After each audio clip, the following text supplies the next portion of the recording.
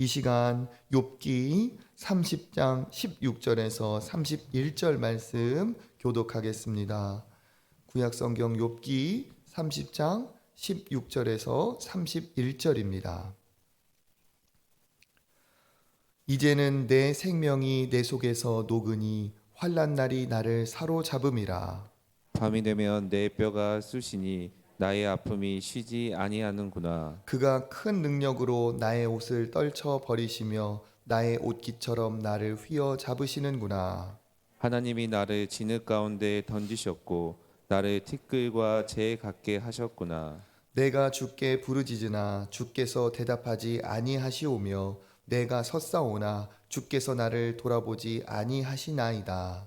주께서 돌이켜 내게 잔혹하게 하시고 힘있는 손으로 나를 대적하시나이다. 나를 바람 위에 들어 불려가게 하시며 무서운 힘으로 나를 던져 버리시나이다.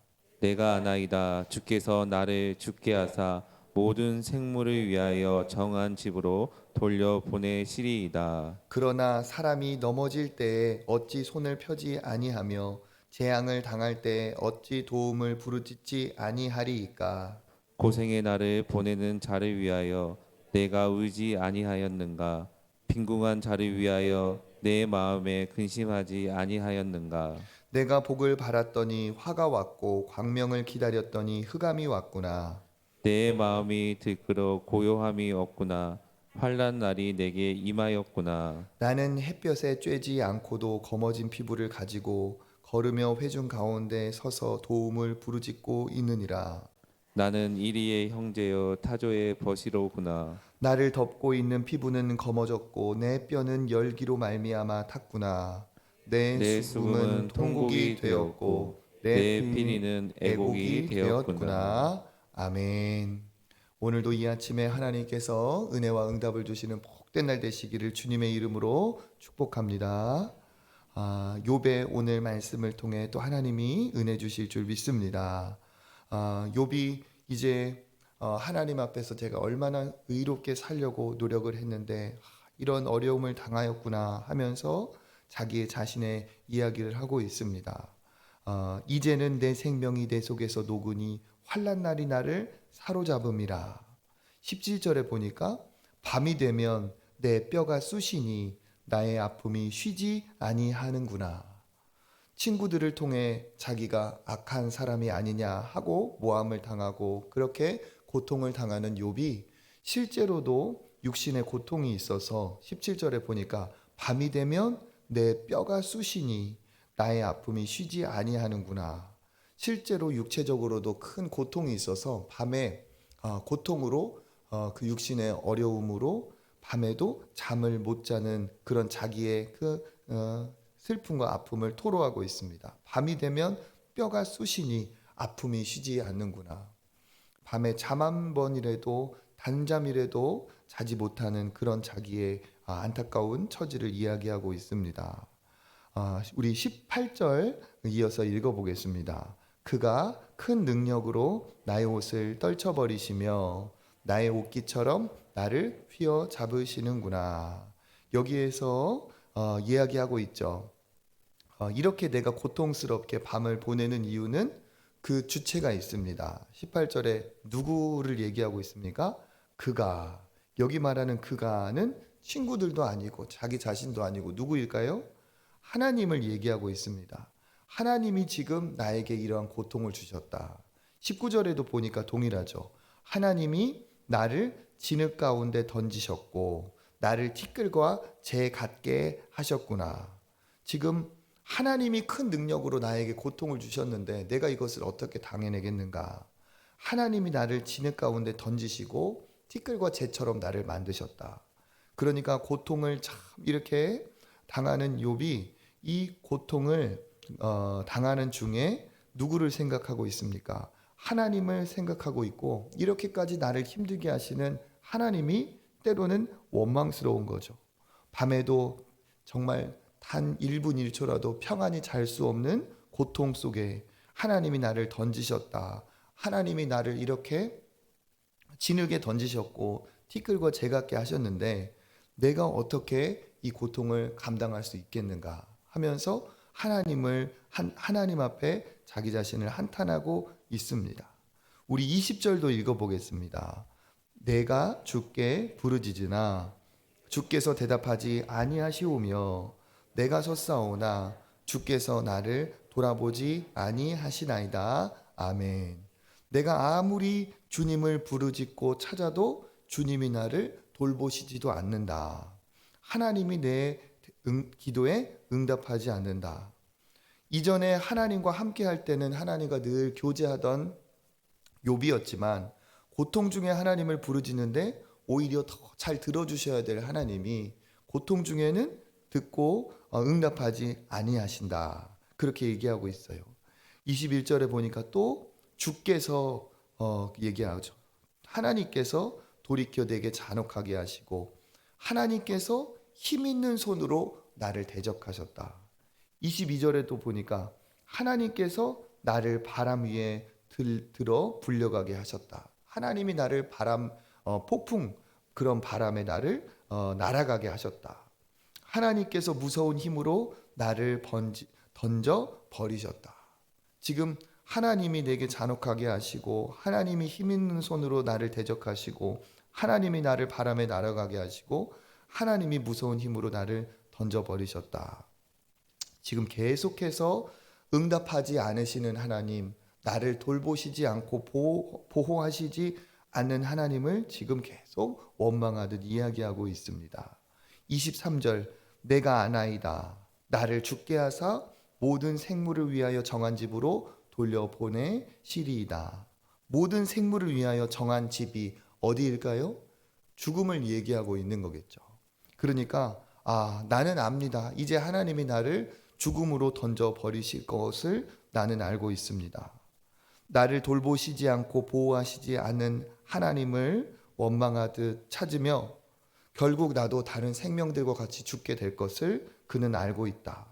하나님이 정말 나를 피도 눈물도 없이 이렇게 치셨도다 하면서 하나님을 향한 그러한 아픔을 이야기하고 있습니다. 그러면서 이제 24절부터 31절에는 자기의 그 아픈 현실을 슬픔의 노래를 부르고 있습니다. 24절 그러나 사람이 넘어질 때 어찌 손을 펴지 아니하며 재앙을 당할 때 어찌 도움을 부르짖지 아니하리이까. 넘어질 때는 당연히 손을 펼쳐서 넘어지지 않으려고 하고 재앙을 당할 때에는 당연히 도움을 부르짖는 것이 마땅하지 않은가. 하나님을 그렇게 찾아도 하나님은 내게 아무 말씀도 하지 않으신다 하는 뜻이죠. 우리 25절 읽어보겠습니다. 고생의 나를 보내는 자를 위하여 내가 울지 아니하였는가. 빈궁한 자를 위하여 내 마음에 근심하지 아니하였는가. 아멘. 지금 과거의 이야기를 쭉 한번 이야기했듯이 고생하는 자를 위해서 내가 같이 울어주고 빈궁한 자, 가난한 자, 정말 먹을 것 없는 그러한 과부나 고아들을 위해서 내 마음에 같이 근심을 해주었던 내가 아닌가. 그런데 26절 시작. 내가 복을 바랐더니 화가 왔고 광명을 기다렸더니 흑암이 왔구나. 내가 그렇게 고통 중에 있는 사람들을 위로하고 함께 했는데 내가 복이 올 것을 바랬더니 도리어 내게 화가 임했고 그렇게 불쌍한 사람들을 위해서 같이 근심해 준 나에게 광명이 찾아올 것을 바랬는데 무엇이 왔다고요? 흑암이 왔구나. 그러니까 내가 바라는 그러한 복된 날이 오지 않고 오히려 악한 날이 내게 왔다 하면서 자기 신세를 돌아보고 있습니다. 27절 내 마음이 들끓어 고요함이 없고 환난 날이 내게 임하였구나. 28절에도 햇빛에 쬐지 않고도 검어진 피부를 갖고 회중 가운데서 또 도움을 부르짖는구나. 그러니까 햇빛에 쬐지 않고 검어진 피부라는 것은 자기가 정말 고통 중에 이렇게 피부가 다 병으로 또 그 병 외에도 그렇게 정말 자기가 고생해서 완전히 예전에 그런 옷과 같이 피부가 좋았던 때하고 완전히 이제 달라진 거죠. 29절에 보니까 나는 이리의 형제요 타조의 벗이구나. 이제 야생 동물 들짐승들과 똑같이 내가 되었다. 30절 나를 덮고 있는 피부는 검어졌고 뼈는 열기로 말미암아 탔구나. 31절에 내 수금은 통곡이 되었고 내 필은 애곡이 되었구나. 수금과 피리는 기쁨의 악기이고 잔치에서 사용하는 악기인데 내 인생이 그러한 잔치와 기쁨이 아니라 이제는 통곡과 애곡이 되었다 하면서 자기의 슬픔을 토로하고 있습니다. 선을 베풀면서 열심히 의롭게 살아봤는데 좋은 날이 올 거라 예상했지만 오히려 나에게는 화가 임했다. 들짐승이나 똑같이 나는 고통과 고난에 지금 처했다 하면서 자기의 신세를 이야기하고 있습니다. 오늘 말씀을 통해서 이렇게 볼 때 그래도 욥이 우리에게 참 대단한 의인이라고 인정할 수 있는 부분은 하나님에 대해서 사실 원망 아닌 원망을 하고 있지만 그래도 하나님 당신이 정말 살아계신 분이냐, 하나님 어떻게 나한테 이러실 수가 있냐 하면서 하나님을 대적하는 일은 그래도 보이지 않아요. 고통 중에 고난 중에도 하나님의 전능하심을 인정하면서 하나님 왜 나한테 이렇게 하십니까? 내가 뭘 잘못했습니까? 하면서 하나님 앞에의 겸손함과 또 하나님의 전능하신 그 창조주 앞에 겸손한 피조물의 위치를 절대로 떠나지 않고 있습니다. 어떤 사람들은 또 우리가 힘든 고난 중에 있을 때 진짜 하나님이 계신가? 진짜 하나님이 나를 사랑하신가? 사랑하고 계신가? 하면서 우리가 정말 하나님의 존재를 의심하거나 또 하나님이 왜 나를 이렇게 미워하시는지 하면서 하나님 앞에 분을 내거나 사실 그런 사람들도 있습니다. 고난 중에는 그런 수도 있어요. 그죠? 그런데도 불구하고 욥은 하나님과의 관계에서 하나님의 주권을 인정하고 하나님의 전능하심을 여전히 고난 중에서도 하나님을 인정하고 있습니다. 이런 부분은 참 그 전에 하나님과 교제하면서 하나님의 살아계심을 정말 부인할 수 없는 그 하나님의 관계가 분명히 있다는 거죠. 그럼에도 불구하고 우리가 이 욥의 모습을 통해 또 한 가지 깨달아야 될 것이 있습니다. 욥은 자기가 의롭기 때문에 이러한 고난은 나에게 맞지 않는다고 생각을 하고 있습니다. 친구들은 반대로 네가 악을 행했기 때문에 벌 받는다고 하고 있죠. 욥은 내가 의롭기 때문에 벌 받을 자가 아니라는 방식입니다. 그러니까 그 친구들이 갖고 있는 논리와 욥이 갖고 있는 논리가 사실은 동일한 거예요. 왜냐?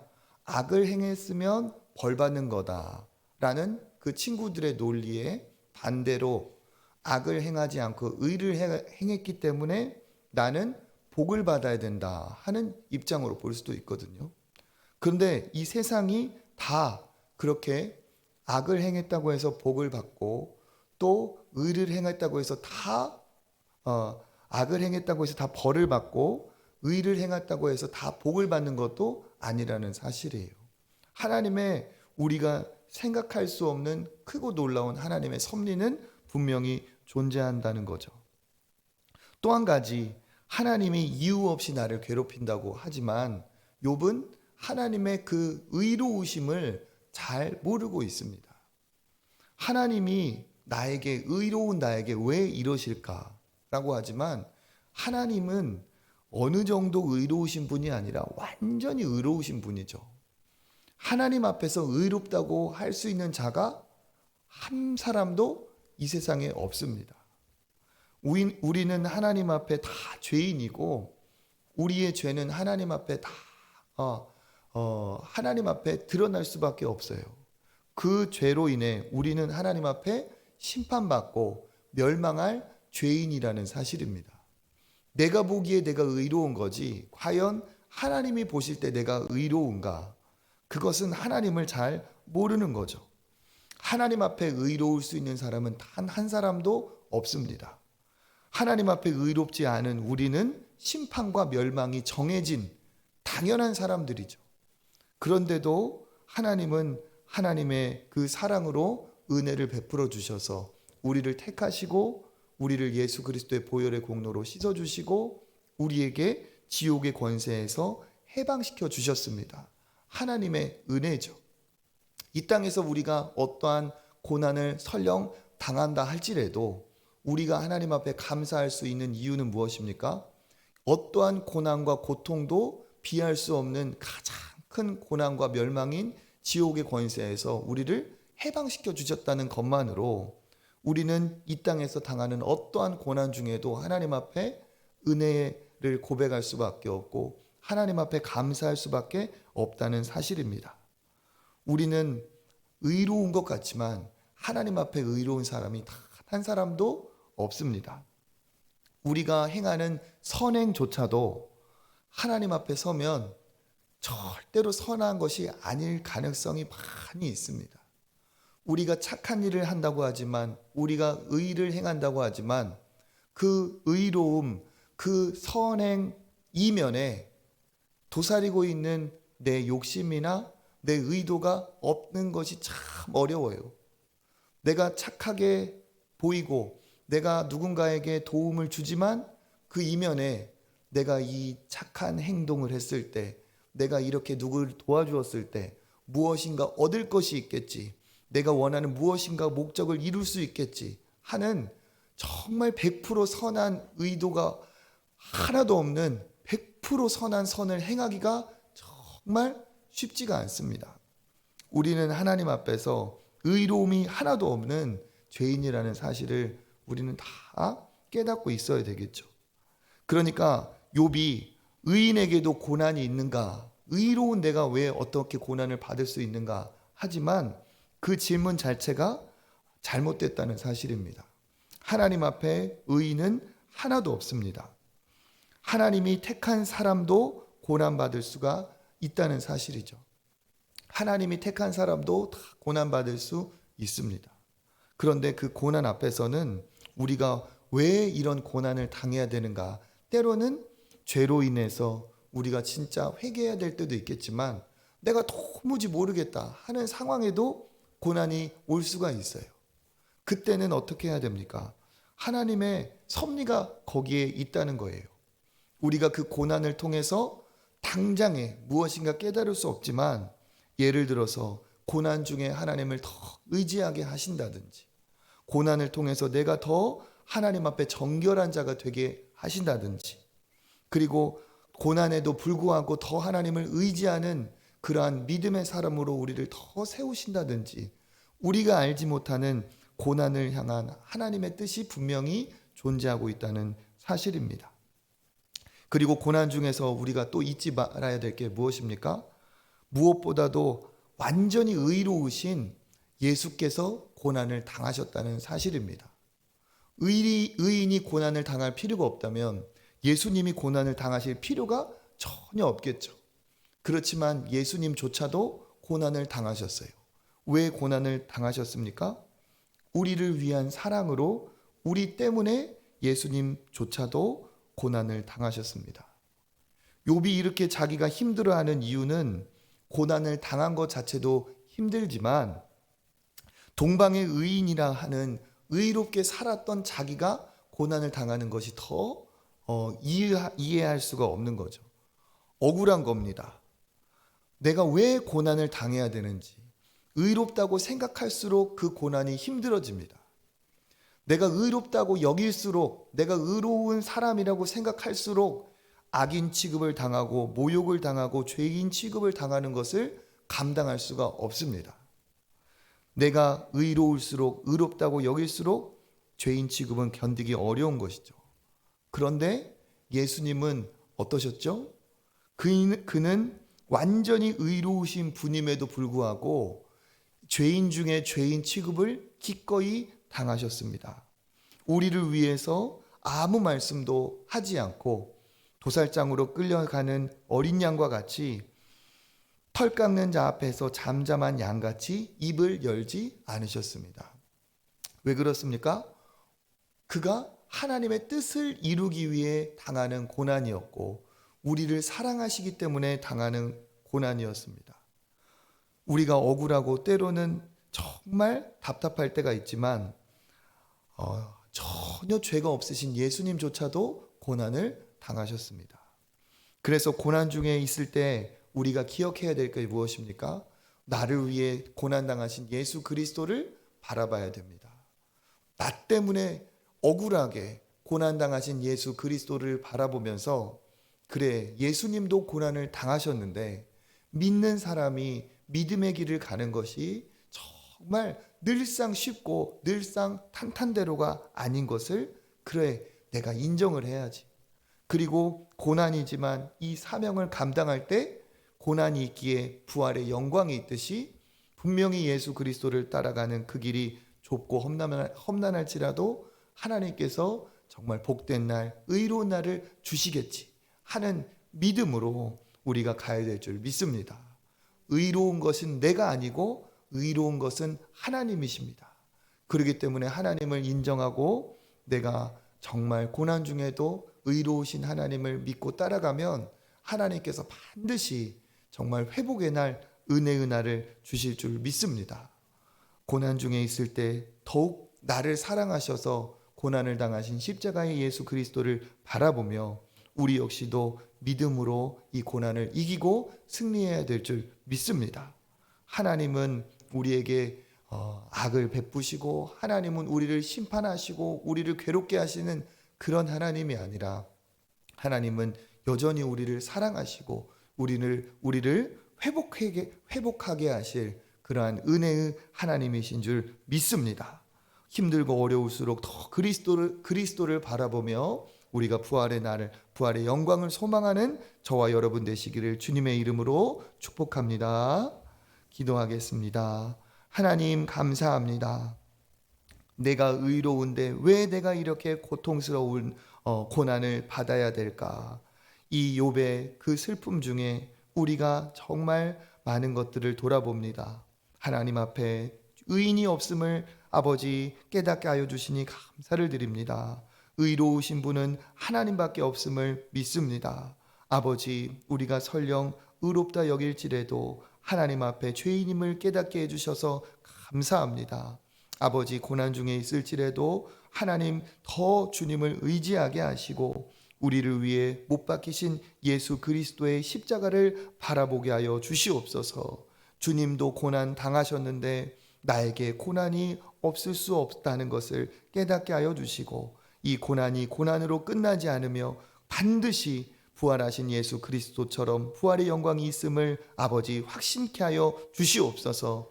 부활의 날, 소망의 날이 반드시 있음을 믿고 때로는 억울하고 답답하다 할지라도 하나님이 기뻐하시는 의의 길을 떠나지 않게 하시고 좁은 길을 걸어갈 수 있는 모든 우리 초청의 성도들 되게 하여 주시옵소서. 특별히 하나님 욥기를 보며 고난 중에 있는 주의 성도들을 기억하여 주셔서 경제의 고난에서 아버지 속히 회복시켜 주시고 사람의 관계에서 육신의 고난에서 마음의 질병에서 주님 은혜 베풀어 주셔서 아버지 부활의 날 회복의 날을 맞게 하여 주시옵소서. 오늘도 그러한 소망으로 하루를 사는 복된 날이 되게 하여 주시옵소서. 모든 것 감사드리며 예수 그리스도 이름으로 기도드립니다. 아멘. 우리 이 시간 기도하며 또 개인의 기도의 자리에 나아가겠습니다. 하나님, 우리 교회가 주 안에서 아름답게 믿음으로 굳게 선 하나님 은혜가 흘러넘치는 아름다운 교회 되게 하여 주시옵소서. 또 하나님 우리 가정에도 은혜를 더하시고 고난 중에 있을지라도 믿음으로 끝까지 정말 믿음으로 살아가는 나와 우리 가정 되게 하여 주시옵소서. 또 연말과 연초에 큰 은혜를 주님 더하여 주옵소서. 우리 주님 한번 찾고 기도하시며 또 기도의 자리로 나아가겠습니다. 주여